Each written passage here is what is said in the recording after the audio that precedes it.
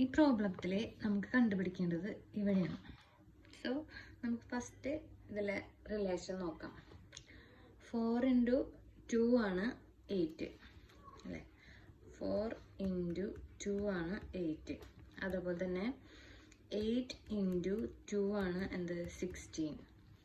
അതുപോലെ 16 × 2 ആണ് 32 അല്ലേ? അപ്പോൾ ഇവിടുത്തെ റിലേഷൻ നമുക്ക് കിട്ടി.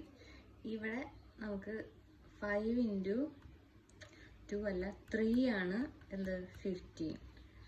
അടുത്ത തന്നിട്ടില്ല, അപ്പം 15 × എഴുതണ്ട. അത് കഴിഞ്ഞിട്ട് നമുക്ക് അടുത്തത് നമുക്ക് ഈ ഇവിടെ തന്നിട്ടുണ്ട്, അപ്പോൾ അത് നോക്കാം. 6 × 4 ആണ് 24. അതുപോലെ തന്നെ 24 × 4 ആണ് 96. 96 × 4 ആണ് 384. 96 × 4 36 38. ഓക്കെ, അപ്പോൾ 384. അപ്പോൾ ഇവിടെ മനസ്സിലായി നമുക്ക് ഇവിടെ 2 ആണ് ഇൻഡ്യൂസ് ചെയ്യുന്നത്, ഇവിടെ 4 ആണ്, ഇവിടെ സ്റ്റാർട്ടിങ്ങിൽ 3 ആണ്. അപ്പോൾ നമുക്ക് ഇത് വെച്ച് നോക്കി നോക്കാം. 15 × 3 എത്രയാണ്?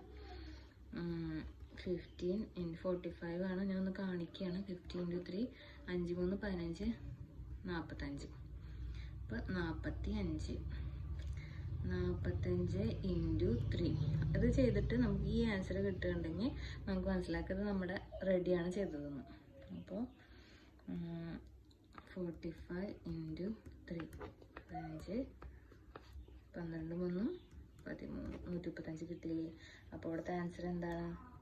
45 is the answer.